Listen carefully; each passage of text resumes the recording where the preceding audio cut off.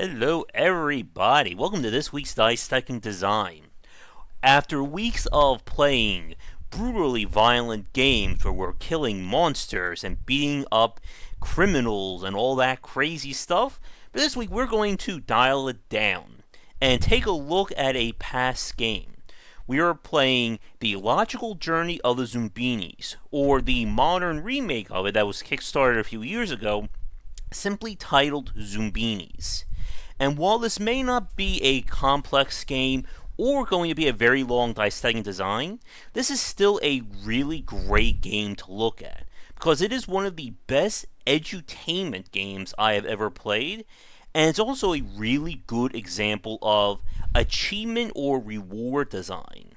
Now, for those of you who are fans of Game Wisdom, you know that I've used the term trophy room design when it comes to describing achievements or in-game rewards represented with the game itself, as opposed to an out-of-game trophy or notification on Steam.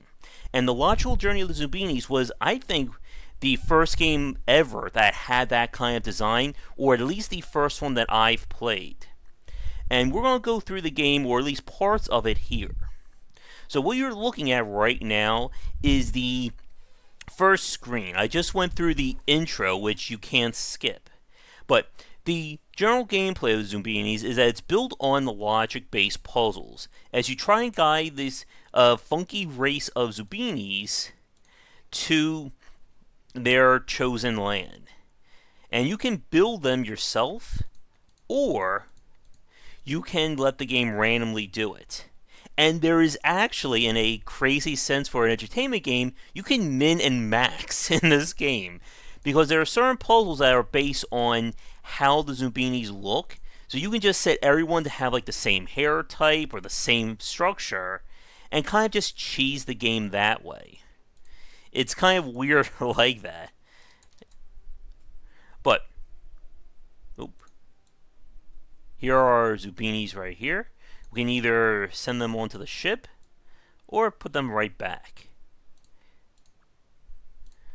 So again, we can name them, or I think the game just lets it's randomly decided. And again, this was an edutainment title, so we're not getting into a completely full character creation here anytime soon. But we're going to move to the map next. Or actually, I'm going to jump into a logic puzzle and we'll show that off. And then we'll come back and talk more about how this game was designed to motivate someone to play through it. So I will see you all in a second. Alright, welcome back. So I'm in one of the puzzles of Zoombinis, and the basic flow of the game is this. You see my group of Zoombinis down here. Each puzzle of the game requires you to get them from the beginning to the end. Messing up will basically force that Zoombini to either try another path or basically knock them out for the remainder of their journey.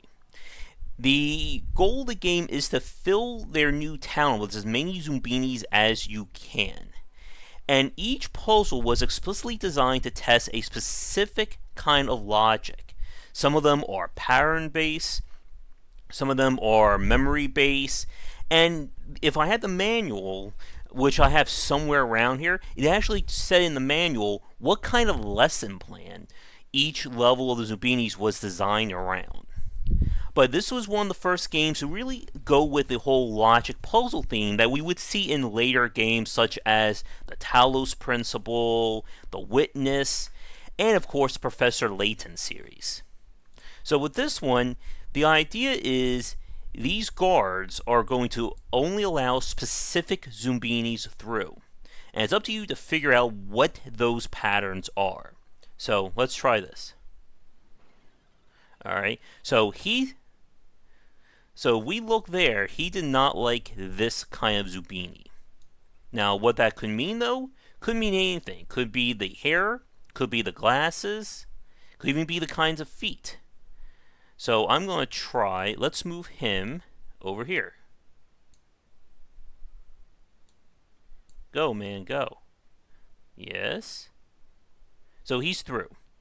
So we know that this side will allow something of this particular Zombini type through. So this guy's very similar. Let's see if he'll like him. Okay. Alright, thank you. So let's see. Let's try this one. Nope.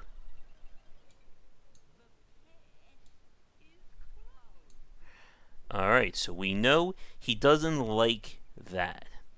So it's not the shoes. Could be the number of eyes. And it's not the nose either. Or it could even be the hair. So let's try. Oh, yes. Okay. Could be hair. That could be our clue here. And as you play through, they'll add more conditions. So we know that this is in the right way for this kind of hairdo. Let's try down here.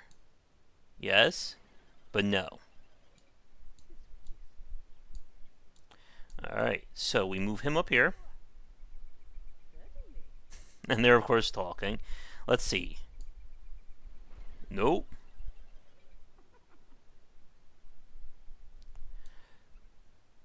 So, what do we know so far? Could be eyes as well. Let's see. He doesn't care. Alright, so let's try sending a one eye up here, and will they let him go? Yep. So, let's see. No, I think we may have it.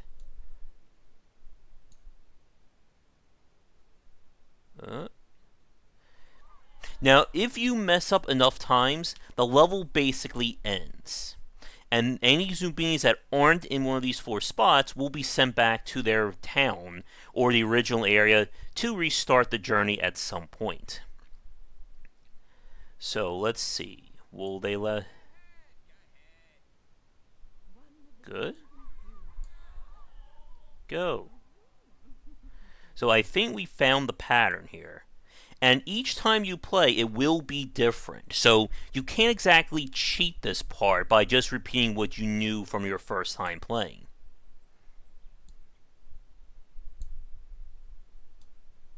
Alright, do we have one of these?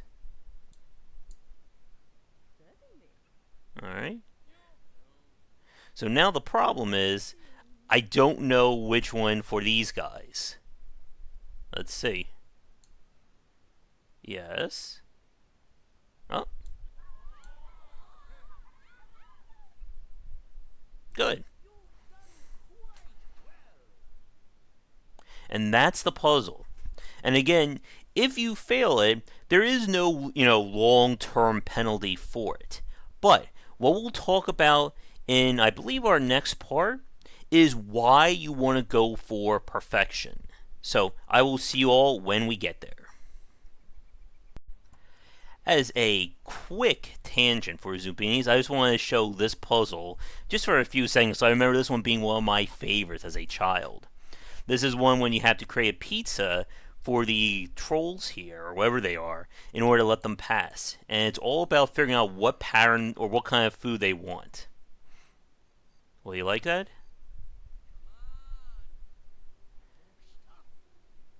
Huh? Nope. And again, you just have to figure out what exactly he wants out of these possible choices. Again, not exactly the most complicated thing, but as a child who liked pizza, this was a really good one. But I will see you all in a minute. Alright, welcome back. So here we are in the trophy room design screen for Zoombinis. Once you've gotten any number of Zoombinis across the levels or the puzzles, as you can see on this path here, they all take residence over here. And the overall goal of the game is to get all 400 across. Now, there are different paths that you can take with different puzzles. There are some set areas, though. For instance, you will usually always do this bubble section. And depending upon what path you take will determine, again, where these Zoombinis are if you lose them. Now, why I call this trophy room design comes to this. Not only will this area grow as more Zoombinis show up, but you will unlock specific rewards based on how well you played. So for this part, by completing these levels, I got the clock tower unlocked. And then by going through this one, we got this one. And if you can get all 16 across perfectly, you'll get a specific trophy as well. And as you can see, the spaces are set up for multiple rewards. And this is a big deal about that, because this again gives you that element of a trophy room by the fact that the more you play, the more this area fills up and gives you motivation to play and, more importantly, get better. And again, Zoombinis was designed for children. This was in classrooms. So this is a great way to motivate children to go back through and try to figure things out better on their end. Because it gives you that reason to, and it's a great way, and as we've obviously have seen over the years with the general acceptance and now just standardization of achievements, as a way to get someone to keep playing a video game. Now, what makes things very interesting about Zoombinis is how there is a difficulty factor. What happens is, once you have completely gone through a path perfectly, the difficulty setting will upgrade. Starts out on not so easy, goes to oh so hard, and then very hard, and then very, very hard. And what this does essentially is it tweaks the puzzles to rely or to require more thought on the player. For instance, in the last scene I showed you the pizza making puzzle. In the first, on not so easy, yeah, it's pretty easy. Just get one pizza and you're done. But what they'll unlock in the next setting is there'll be a second troll and there'll be a second variable. There will be probably like a dessert. Or they'll add more toppings. So it then becomes about how do you figure this out when there are more things to deal with. And the puzzles themselves do not change in terms of the logic behind them, just in terms of what it's asking of the player. But if someone is not figuring things out, the game is not going to force them to play at the higher difficulty setting. Again, you will only get the harder version once you've gotten a perfect. And then if you've done this, you can take another path and play through that on the easier setting to try to get these achievements. But with your ultimate goal being just to get all 16 Zoombini across, it becomes, or just to get the Zoombinis from the island to the town, anyone given enough time will beat this game. And that's a major point about the casual, again, edutainment nature of the logical journey of the Zoombinis. They don't want to punish a kid for not being able to figure out one logic puzzle or figure out easily, and then they'll never beat the game.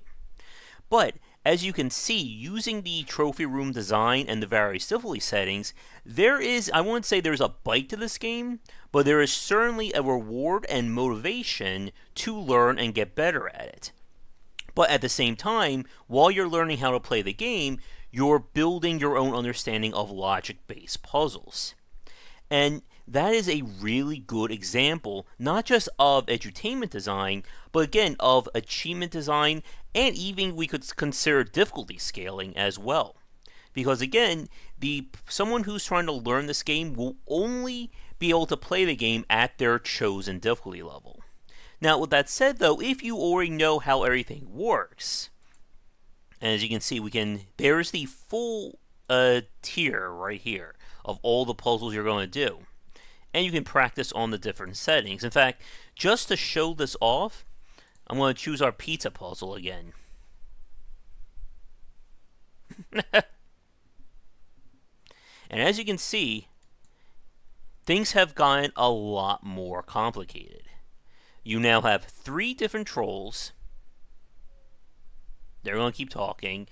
And you have more things to deal with. Now, to help you out though, the game already tells you 4 items or 4 combinations that will not work. And again, it's up to you to figure out the right combinations. But again, if someone isn't figuring this out or they're having trouble, they're not going to be forced to do it on that difficulty until they are considered ready for it. And up here we have just some achievements. Now, in the original version, let me get back to the journey here. What would happen is for each one of these items you would unlock, you would get like a certificate that you can print out for your child. So again, we not only have in-game achievements, we have a literal achievement you can print out and hang up on your wall. And again, I know for probably most of my fan base here watching this, I think they've all probably grown out of that phase. But remember, Zoombinis was designed as an edutainment title, so it was meant to be in schools and meant for children to play. I think if I remember right, the age was, I want to say 8 to 12 or 8 to 13, but I don't remember 100%. But we're going to head back to the title screen here, or to the island screen, where I'm going to talk about my final thoughts and more about this kind of excellence in edutainment. Alright, we're going to wrap things up for this week's dissection here. Again, Zoombinis is not a complicated game, and that's the point. This is a game that its brilliance lies in how it streamlined not only puzzle solving, but achievement design and difficulty scaling to create a game that could fit into the classrooms. Now, since the Zoombinis was released, or the logical journey of Zoombinis, there have been other versions or sequels, but this one is still regarded as the best. Now, there is a greater discussion to be had about why we don't see more video games in classrooms, even those designed explicitly around edutainment. But there is a lot to unpack there, and more than we could talk about in this video. We have seen some examples over the years. Zachtronics has had several of their games featured in classrooms and even sold as student editions. I know when I spoke with Zach Barth, he talked about Space Chem, and I believe TIS 100 at the time had student or school versions of those games. So there is definitely an option here, but again, there's so much to unpack. So to wrap things up with the Zoombinis, the main takeaways of this game, again, have to do with approaching these kinds of puzzles from a very casual standpoint, as well as figuring out the proper ways of scaling. Again, if we go back to the map here, each puzzle in this game, and let me switch over to practice mode so you can see them all, has a easy, normal, hard, and very hard variant. And being able to understand how to approach your design in terms of different difficulties is an example of master level game design, because it's beyond just tweaking stats or giving characters more health, less health, etc. It's about the fundamental design of your game and how someone would approach it who's moderately good at it, who's an expert, and who's master level. And by the fact that it's only progressible based on mastering the game, again, keeps players who aren't familiar with the game or aren't familiar with that setting or the challenge from entering an area that they're not prepared for, as opposed to games that may just throw everything at the player and basically give them a trial by fire. And again, the achievement design, both in terms of the in-game achievements of the trophy room and giving you these kinds of acknowledgments, is another great way of teaching someone or rewarding them for learning the game and giving them a reason to do so. So for those of you watching this, can you think of other good examples of games that have had a trophy room design to them? And did it actually motivate you to play them more compared to games that simply have the achievements outside? So again, when we say outside, we refer to like a Steam list, the PS4 trophy room, or I'm sorry, PS4 trophies, the Xbox One achievements, etc. And as one final question, But beyond Zoombinis, can you think of other edutainment games growing up that you, or maybe if you had a child that played it, that really hooked them in terms of their design? Beyond just, again, being a flat out history lesson or math lesson, but integrating elements of game design to motivate and get them to play. Because again, Zoombinis is not a pure educational game. The game doesn't stop to teach the player or for a math lesson or a history lesson. It teaches it passively through the logic based or the logical based thinking of the puzzles. And that is a very hard thing to do. And again, when you combine with the trophy room design and the difficulty scaling, creates a game that is definitely greater than the sum of its parts, and why it still holds up as one part edutainment game and one part logic-based puzzle-solving game. And something that is designed for, it's kind of hard to tell. Like I said, it was meant for, I think, like elementary or junior high level students, but when you get to the very hard difficulty levels, it can be a little bit more challenging, and if you're not familiar with logic-based puzzle solving or that kind of critical thinking, it can certainly be a bit of a challenge to figure things out. But with that said, we're going to wrap things up for this week's Dissecting Design. Thank you so much for watching. If you're new, be sure to like and subscribe to the channel. Check back for daily discussions on game design here and on GameWisdom.com, where we examine the art and science of games, with new dissecting pieces going up usually every Monday. And if you'd like to get into our private Discord channel and vote for games for me to stream for the Saturday Night Grab Bag, be sure to check out patreon.com/GWBicer. So again, thank you so much for watching our look at Zoombinis, aka the logical journey of the Zoombinis, and I will catch you all next time. Thank you so much for watching this video. If you enjoyed it, be sure to like and subscribe to the channel, and come back nightly around 10 Eastern for regular game streams. For a collection of my writings as well as weekly podcasts on game design topics, be sure to check out game-wisdom.com. You can follow me on Twitter at GWBicer for updates from me throughout the day.